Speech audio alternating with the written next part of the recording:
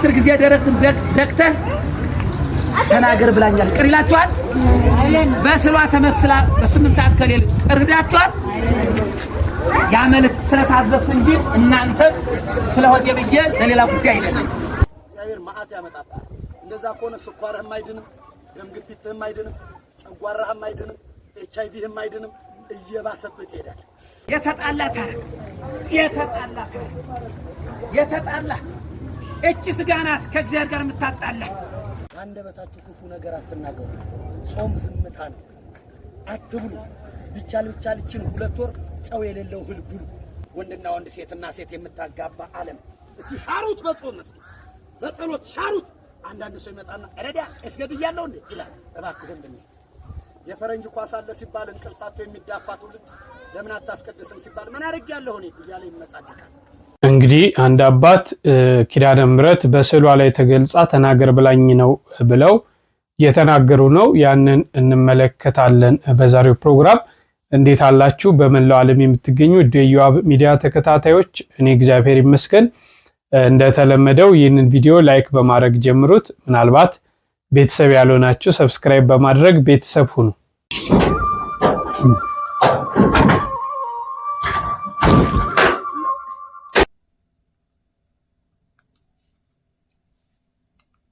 ይህንን ቪዲዮ በቅዱስ ሚካኤል በቅዱስ ኪዳነ ምሕረት ለሁሉም እንዲደርስ ሼር ሰብስክራይብ አድርጉ። እንግዲህ ታችኛው በር በመዘጋቱ መግቢያችን ይሄ ነው። በዚህ ሌሊት ለአገልግሎት ስንገባ ቆርቆሮ እጃችንን እየቆረጠው ልብሳችን እየተቀደደ በጨለማ በዚህ ነው መንገባው። አምላካችን እንዳለን ብታሰር አስፈትታችሁኛል እናንተ የአባቴ ቡሩካን ዓለም ሳይፈጠር የተዘጋጀላችሁን መንግስተ ሰማያትን ወረሱ ይለናል። አሁን ሰው አይደለም የታሰረው፣ የቅዱስ ሚካኤል በር ነው በሰንሰለት የታሰረው። የቅድስት ኪዳነ ምሕረት የቤተ ክርስቲያን መግቢያ ነው በሰንሰለት የታሰረው፣ በቁልፍ የተቆለፈው፣ በሩ የተዘጋው። ውድ ክርስቲያኖች ይህንን አይቶ የሚያልፍ ክርስቲያን አይኖርምና ያቅማችሁን ከ100 ብር ጀምሮ በመተባበር ይህንን የ10 ሚሊዮን ዕዳ ከፍለን የቤተ ክርስቲያንን በር እናስከፍት። ይሄው ተቆልፎብናል። ውድ ክርስቲያኖች እንደምታዩት የገናናው መልአክ የቅዱስ ሚካኤል ቤተክርስቲያን እንደዚህ ተዘግቶ ይገኛል። ውድ ክርስቲያኖች አያሳዝንም? ካህን ወደ ቤተክርስቲያን መግቢያ አጥቶ እንዲህ ሲንከራተት ማየት። ይሄ የቅዱስ ሚካኤል በር በሰንሰለት ሲታሰር በቁልፍ ሲቆለፍ አያሳዝንምን? ውድ ክርስቲያኖች ይህንን አደራ ለእናንተ ሰጥተናል።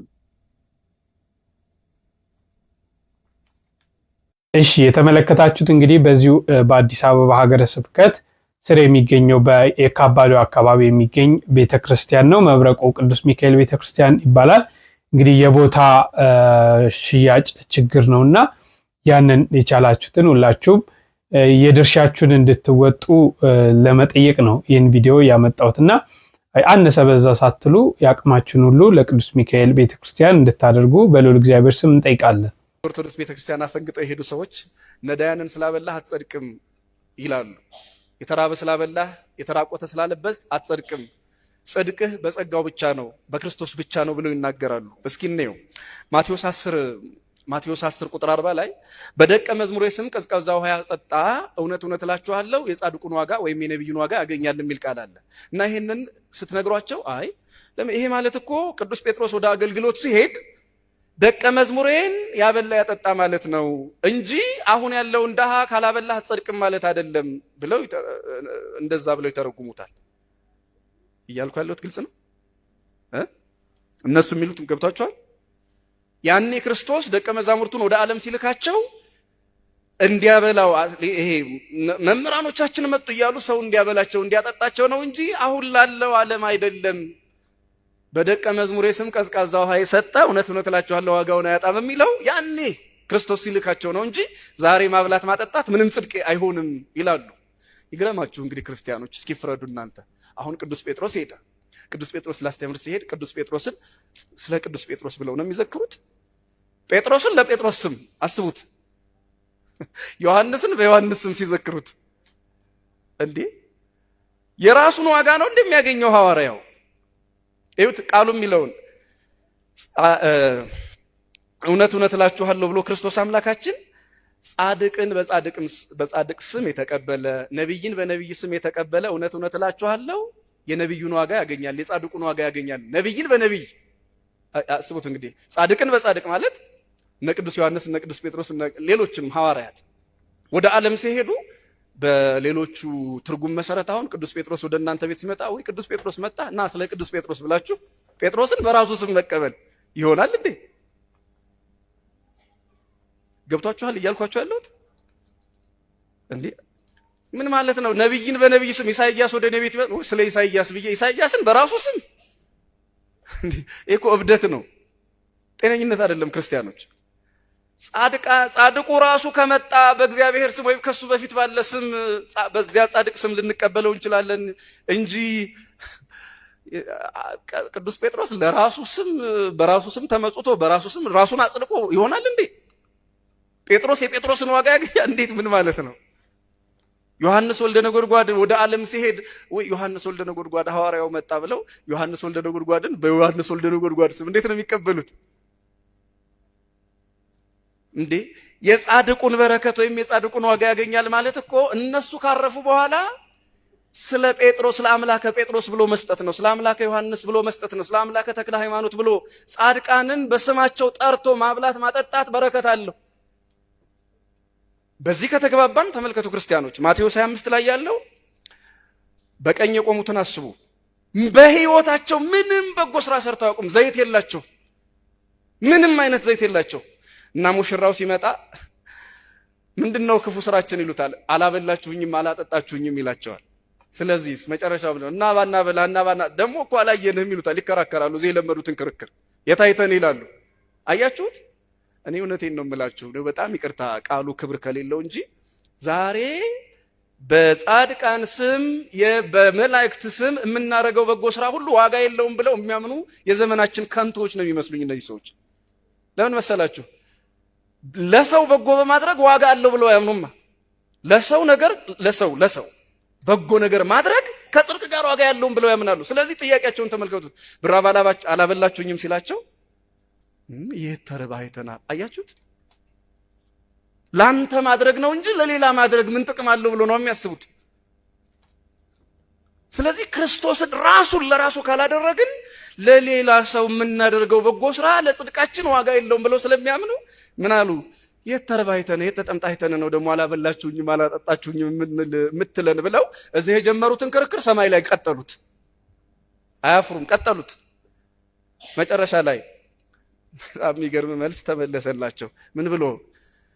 ዘገበርክሙ ለአሐዱ እምእሉ ንዑሳን ሊተገበርክሙ፣ ከታናናሾች እስኪ አብራችሁ ይበሉ፣ ከታናናሾች በሉ፣ ለአንዱ ያደረጋችሁት ለእኔ አደረጋችሁ።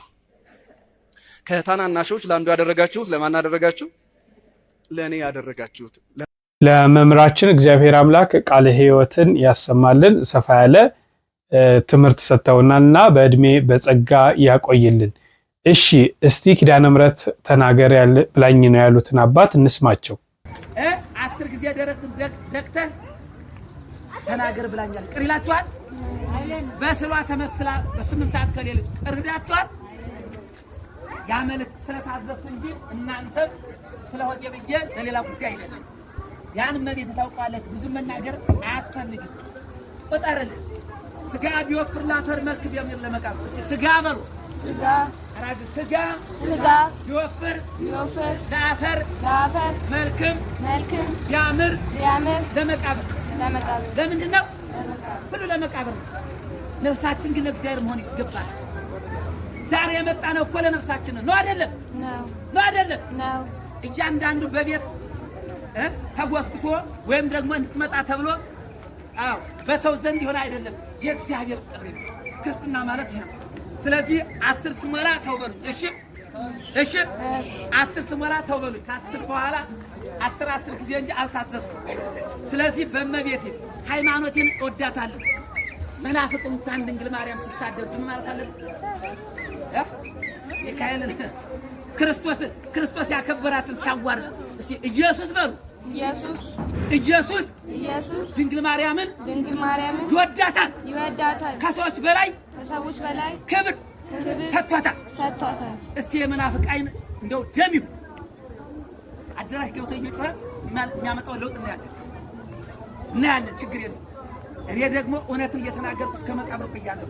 እንኳንስ በሰው ሃይማኖት ያልክድ እዚች ጋር በሰይፍ እንድቻረጋለሁ ካልቢለኝ እታረዳለሁ እንጂ አልክድም። ሃይማኖት ግን ጠብቅ። በዱከም በደብረ ዘይት በሞጆ በቆቃ በዓለም ጤና በመቂ በዝዋይ በቡልቡላ በአስነገሌ በሻሸመኔ በአላባ በአርባ ምንጭ በሐዋሳ በይርጋለም ባለታ ወንዶ ቦሌ ክብረ መንግስት ሻኪሶ ነገሌ ቦረና ግላ ያቤሎ ሀገረ ማርያም ናዝሬት አሰላ አሰበ ተፈሪ ክርስቶስ ሰምራ ባህር ዳር ልቢ ሸግረ አክሱም ጽዮን ደብረ ዳሞ የተንከራተትኩት የድንግል ማርያም ትእዛዝ መጥቶብኝ እንጂ ከመሬት ተነስቼ አይደለም። ለድንግል ማርያም ክብርና ምስጋና ይሁን። አሜን አሜን በሉ። አሜን። ሃይማኖት ግን ጠብቅ እንዳትሆን መናፍቅ። ሚካኤልን ክርስቶስ ይወደዋል። ኪዳነ ምሕረትን ክርስቶስ ይወዳታል። ገብርኤልን ክርስቶስ ይወደዋል፣ ያከብረዋል። ገብርኤል አምላክ ነው አላልንም። ኪዳነ ምሕረት ፈጣሪ ናት አላልንም። እናታችን ናት ብለናል፣ አናፍርም። የረድኤት የበረከት እናት ናት ብለናል፣ አናፍርም።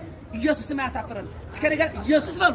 ኢየሱስ እንደ ሰዎች አይደለም፣ እንደ ሰዎች አይደለም፣ ሰዎች እንደሚሉት አይደለም፣ ሰዎች እንደሚሉት አይደለም። አያሳፍረን፣ አያሳፍረን። በስልጣኑ በፈቃዱ ሁሉን ያደርጋል። በፈቃዱ በስልጣኑ ከድንግል ማርያም ስጋ ለብሶ ተወለደ። ኦርቶዶክስን ካቶሊክን ፕሮቴስታንትን ተከተለ። አማክሮ ነው አይደለም። ይሄን አስተውል። ቁጥር የእናቴ ልጅ ቁጥር እንግዲህ የተጣላ እቺ ስጋ ናት ከእግዚአብሔር ጋር የምታጣላ፣ ከነፍሳችን ጋር የምታጣላን እቺ ስጋ ናት። የሰይጣን መግቢያ ምክንያት የሆነችው እቺ ስጋ ናት። እርስ በርሳችን አንድ እንዳንሆን፣ ለእግዚአብሔር ክብር አንድ እንዳንሆን ጠላት የሆነች እቺ ስጋ ናት። የተጣላ ታርቀ ጸልይ፣ ቁም። አደራ የበላህ መልሰህ ቁም ጸልይ። የበደልክ ካስ መልሰህ ጾም ጸልይ። ብትበደል ይቅር በለህ ጾም ጸልይ። የተጣላ እቺ ስጋ ናት ከእግዚአብሔር ጋር የምታጣላ፣ ከነፍሳችን ጋር የምታጣላን እቺ ስጋ ናት። የሰይጣን መግቢያ ምክንያት የሆነችው እቺ ስጋ ናት። እርስ በርሳችን አንድ እንዳንሆን፣ ለእግዚአብሔር ክብር አንድ እንዳንሆን ጠላት የሆነች እቺ ስጋ ናት። የተጣላ ታርቀ ጸልይ፣ ቁም። አደራ የበላህ መልሰህ ቁም ጸልይ።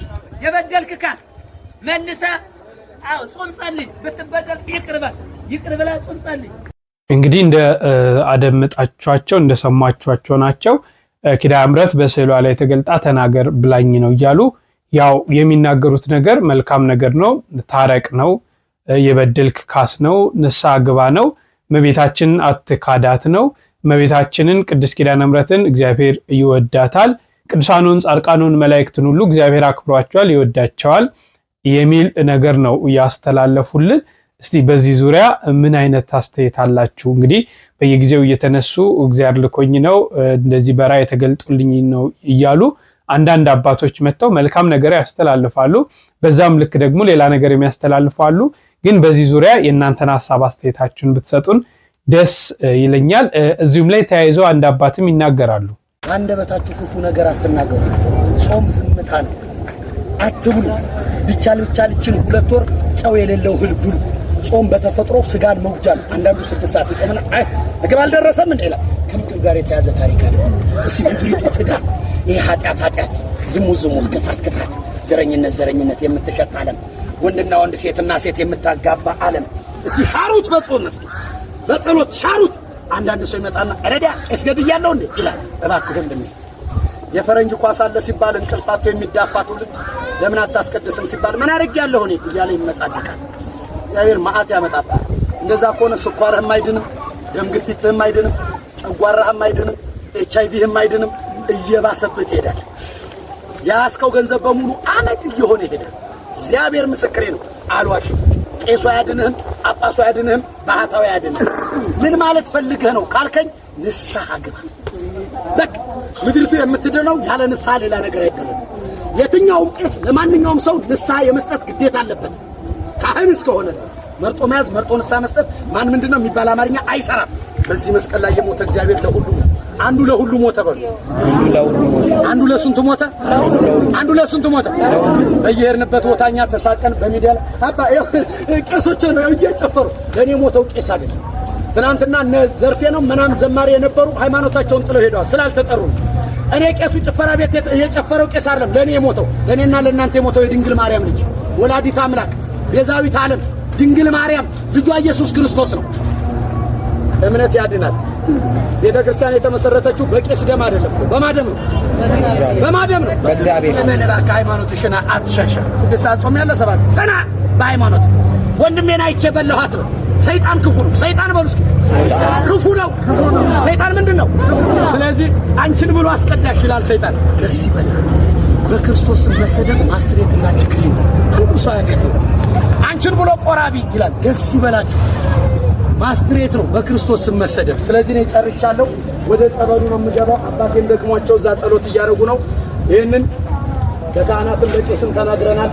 ስለ ድንግል ማርያም መስቀል እንዳረግጡ ስዕል እንዳረግጡ ለልጆቻችሁ ጫማ ስገዙ፣ ለእናንተ ጫማ ስገዙ፣ ጎረምሶችም ጫማ ስገዙ ውስጥና ውጩን እያያችሁ ዛሬ እዚህ ቦታ ስለሆነ ነው እንጂ ወደ መገናኛ ወደ ቦታ ላይ ብትሄዱ ታዝናላችሁ። የድንግል ማርያም ስዕል በዚህም በዚህም ተለጣጥፎ በገበያ ላይ እንደ ጌጥ እየተሸጠ ሄርኩና ወንድሜ ነውር እኮ ነው ለምን ስዕል ትሸጣለህ እንደዚህ ስለው እናንተ ደግሞ በየሄዳችሁበት ሌቦች አለኝ። እውነት ነው። በክርስቶስም ሌብነት አይደለም የታደሉት ሰይፍ አግኝቷቸዋል። እኔ ስላልታደልኩ ነው ስድብ ብቻ እየታደለኛለሁ። ከተክለ ሃይማኖት የተማርኩት ጽናት ነው። ማጭበርበር ብፈልግ 5000 ብር አንድ ክላስ ተከራይቼ ባህላዊ መድኃኒት መስራት እችላለሁ። ገንዘብ ለማግኘትና ዓለም ለማጭበርበር ቀላል ነገር ነው። ቃል ኪዳኑ በሃይማኖት መኖር ብቻ ነው። የኛ ወንድሞች የኛ አባቶች በእኛ ደረጃ ላይ ያሉት የ100,000 የ80,000 ብር ደሞዝተኞች ናቸው። ጳጳሳት ናቸው እንዳለ። እኛ በመንገድ ስለምናስተምር ብቻ ነው ለዓለም ሌቦች የምንሆነው። ስሙ ይባረክ እግዚአብሔር። እንደምን አደራችሁ? ማን ይመስገን። በቤታቸው ገብተን አይጥ ያወጣንላቸው የባብ ጭንቅላት ያወጣንላቸው ሰዎች አሉ። ንግድ ቦታቸው ተዘግቶ መቃብር ቦታቸው ሲቆፈር ኮተትና ምናምንት የተገኘ ሰው አለ። እግዚአብሔር ይችላል። ማን ይችላል? ማን ይችላል? ስለዚህ እኔ ወደ ጸበል እገባለሁ። ጸበል ይድረሰን የምትሉ እጃችሁ ነው። አሁን እንዳደመጣችሁት ነው። እኛ አባት የሚናገሩት ስራ ነው እንጂ ማንም አያድንም ነው። ዞሮ በጭብጡ የራስ ስራ ነው እንጂ የሰው ስራ አያድንም። ንስሐ መግባት እንደሚያስፈልግ ዘመኑ ክፉ እንደሆነ በስፋት ሲናገሩ ነበር። እንግዲህ ያሉት ነገር ስህተት አለው ብዬ በእኔ አላምንም። እያንዳንዷ ነገር ልክ ናት። ከክርስቶስ ርቀናል። እግዚአብሔር የቅርብ አምላካችን ሲሆን እኛ ግን ከሱ ተለይተን ርቀን እንገኛለንና ወደ እርሱ መቅረብ እንደሚገባን ንስሐ መግባት እንደሚገባን ነው እየተናገሩት። እንግዲህ ይሄንን ንስሐ መግባት ደግሞ ግድ እንደሆነ ሁላችንም ልናስተውል ልንገነዘብ ያስፈልጋል። ቡና ይጠጣል አይጠጣም?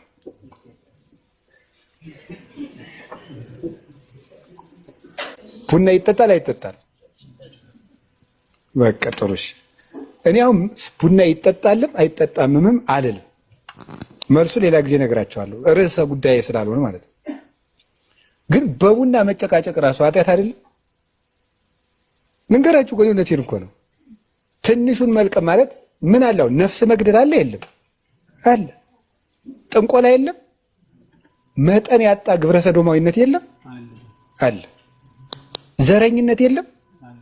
ክደት በስቶ የኢትዮጵያ ምዕመናን በሙሉ ወደ ክደት እየተወሰዱ አይደል? በየሜዳው ሄደው እዚያ የሚዘለው የሚጨፍረው እኮ ከኦርቶዶክስ የወጣ ነው። አላያችሁትም? ያ እየተወሰደ እኛ ቡና ይጠጣል አይጠጣም? ይጠጣል አይጠጣም? ይሁን ግመል ውጦ ምን መጥፋት ነው? መርፌ መጥፋት ማለት ይሄ። በትልልቅ ርዕሰ ጉዳዮች ላይ መወያየት ሲገባን በምስጢረ ሥላሴ በምስጢረ ሥጋዌ ቤተክርስቲያን እንዴት እንጠብቅ፣ የወጡትን እንዴት እንመልሳቸው፣ ያሉትን እንዴት እንጠብቃቸው ማለት ሲገባን ይጠጣል አይጠጣም? ሊቅነት ሲጀመር ጉዳይ መሆኑ ራሱ እኮ የሚገርመኝ ነው። እየሰማችሁ ነው? አረ እንደው የማንለው ነገር የለም። በዚህ ብንዘረዝረው ብዙ ምንለው ነገር አለ። አሳ ይበላል አይበላም? በጾም አይበላም። መልሱ ይሄ አይበላም፣ አይበላም። ቅዱስ ጳውሎስ ምንድነው የአሳ ስጋ ምንድነው ነው ያለ? ሌላ ነው አይደል? ያሳ ጎመን አላለም። ያሳ ምንድን ነው ያለ? ስጋ ነው። ስጋ ነው፣ አይበላም። ግን ይበላል አይበላም ጉዳይ ራሱ ማምጣት፣ ወደ ቤተክርስቲያን የቤት ስራ ማምጣት በራሱ ስንት ጉዳይ ያላትን ቤተክርስቲያን፣ ስንት መከራ ውስጥ ያለችውን ቤተክርስቲያን ትንንሽ ጉዳዮችን ይዞ መምጣት። ጾሙ በ14 ነው የሚገባ በ15 በቃ ከጾም ከ14 12 ጀምረህ ጾም ምንድነው እንጂ በ15 በ14 እያሉ መጨቃጨቅ ራሱ ቅዱስ ሲኖዶስ የወሰነው ውሳኔ አክብሮ መቀበል አንድ። ኧረ ጾም አንሶኛል ካል አንድ ህዳር 1 ጀምረህ ጾም። በዚህ ነው የሚገባ። ይሄ በራሱ ግመልን መዋጥ ነው። ይሄ ቤተ ክርስቲያን የቤት ስራ ውስጥ ናት፣ መከራ ውስጥ ናት። ስደት እየተሰቃየች ነው ያለችው። በብዙ ሰዓት እየተጠበሰች ነው። አይን ያለው ሁሉ በቀይ አይኑ የሚያይ ቤተ ክርስቲያን ነው። እግር ያለው ሁሉ የሚፈጥን እሷን ለማቃጠል ለማጥፋት ነው። በዚህ ቤተ ክርስቲያን ላይ መከራ አንሷት ነው ወይ? ሐሳብ እያመጣን መከመር፣ ሐሳብ እየመጣን መከመር። አረ ሌላም በጣም ብዙ ነገር ነው። በቃ እንደው ዝም ብሎ እንትን የማይባል ነገር የለም። ለመክሰስ ስባት ይባላል ብሎ ሊጠይቅ ይችላል ሰው ነው። ለምሳ ብቻ ነው ሰው መከረኛው እንደው ሰው ያልገባው መከራ የለም። አሁን ይሄ ሁሉ ምላችሁ ለምንድን ነው? እንደው ችግር አላጣንም፣ እባካችሁ ችግር አላጣንም። በትንሽ ነገር መጨቃጨቅ፣ ትልቅ ነገር እያለን ትልልቅ ጉዳይ እያለብን ትልቅ ዓላማ እያለን ትልቅ ጉዞ እያለን ፊታችን ላይ ዘንዶ አፉን ከፍቶ እየጠበቀን በትንንሽ ነገሮች እየተባላን ቤቱን ማቁሰል፣ ቤቱን መፍታት ጉዳይ ያጣን። እኛ እኮ መከራ ያጣን ሰዎች ነን። እኔማ ጋውን ሳይው ምን ማለት እንደሆነ ገብቷችኋል? መከራ ቸገረኝ እኮ ነው ይሄ ማለት። ወይ ጉድ! ሰይፍ እያለቁ ወንድሞቻችን እህቶቻችን እየታረዱ እየሞቱ ዛሬ ያየነው ነገ እያጣ ነው። በትንሽ ነገር መጨቃጨቅ እና ይሄ ነው። ከቃሉ ጋር ናችሁ። እንደው ልንገራችሁ፣ ቤተ ክርስቲያን ውስጥ ገብታችሁ ራሱ እንደዚህ ይላል እንዴ! አንድ ቅዱስ ጻድቅ ነው ከበረሃ አባቶች አንዱ እና ምንድነው የሚለው? ወንድምህ ቤተ ክርስቲያን ውስጥ ንባብ እያነበበ ንባብ ሲያበላሽ ስትመልሰው የሚቆጣ ከሆነ ቶው ንባቡን አንተ ዝም ብለህ በልብ እየመለስክ ስማ ይላል። ንባቡ እንዳይነጥብ አንተ በምን መልሰው ነው? በልብ እየመለስክ ቶው ዝም ብሎ እንደ ፈረስ ይጋልብበት። ያያችሁ ለፍቅር የሚከፈልን ዋጋ እያለው ቃል እግዚአብሔር እንኳን እያበላሸ ቢሆን የሚቆጣ አይነት ሰውዬ ከሆነ ምን በለው ነው? ቶው አንተ ግን ቀለሙን በልብ መልሰው ነው። እስከዚህ ድረስ ነው ለሰው የምንጠነቀቀው እና ጉዳይ አድርገን መጨቃጨቅ እንትን አይባል እንትን ይሄን በለው ይሄን። እግዚአብሔር እንግዲህ ለትልቅ ነገር እንድናስብ ይርዳን። ትልቅ ነገር ነው ማየት ሀባ አሎ ገደላ እኛ የኛ ንስርነታችን አሞራነታችን አንድ የሚሰበስበን ቅዱስ ስጋ አለ። ያ ማን ነው? ክርስቶስ ነው። እኛ የምንሰበሰበው ስብሰባ የምንሰበሰበው ውሳኔ የምንወስነው ትልቅ ነገራችን ክርስቶስ ዙሪያ ላይ መክበብ ነው። ጥቃቅን ነገሮች ላይ አይደለም እኛ የምንከበው። እኛ የምንከበው በክርስቶስ ዙሪያ ነው። ይሄንን ያደረግን እንደሆነ ከግብዝነት እንወጣለን። ግብዝነት በጣም ብዙ ነው፣ ይብቃል። ለአባታችን ለአባ ገብረ ኪዳን እግዚአብሔር አምላክ ቃለ ሕይወትን ያሰማልን። እንግዲህ ሁልጊዜ ሰፋ እያደረጉ ግልጥ እያደረጉ የተሰወረውን ያስተምሩናል እና አሁን ቡና በመጠጣት ባለመጠጣት የምንጨቃጨቅበት ጊዜ እንዳልሆነ፣ ስንት ኃጢአት እንዳለ፣ ስንት በደል እንዳለ፣ ስንት የሚያሳስበን ነገር እንዳለ በማያሳስበት ተራ ነገር በትንሿ እየተጨቃጨቅን ሌላውን ትልቁን ነገር እየረሳን ነው የሚል መልእክት ነው ያስተላለፉት። በእድሜ በጸጋ በሞገስ እግዚአብሔር አምላክ ያቆይልን። እንግዲህ የምንገኝበት የአብይ ጾም ወቅት ላይ ነው የምንገኘው። 3ኛው ሳምንት ምኩራብ ላይ ደርሰናል። እንዴት እያሳለፋችሁ ነው?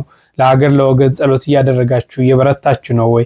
እግዚአብሔር ደግሞ የልቦናችን መሻት ፈጽሞ ጾሙን የሰላም የፍቅር የበረከት አድርጎ ለዛ ለምንናፍቀው ለብርሃነ ትንሣኤው እንዲያደርሰን የእሱ አምላካችን መልካም ፍቃድ ይሁንልን። ሐሳብ አስተያየቶቻችሁን በቅንነት እየሰጣችሁኝ በሌላ መርሃ ግብር እስክንገናኝ ድረስ ቸርን ሰንብት።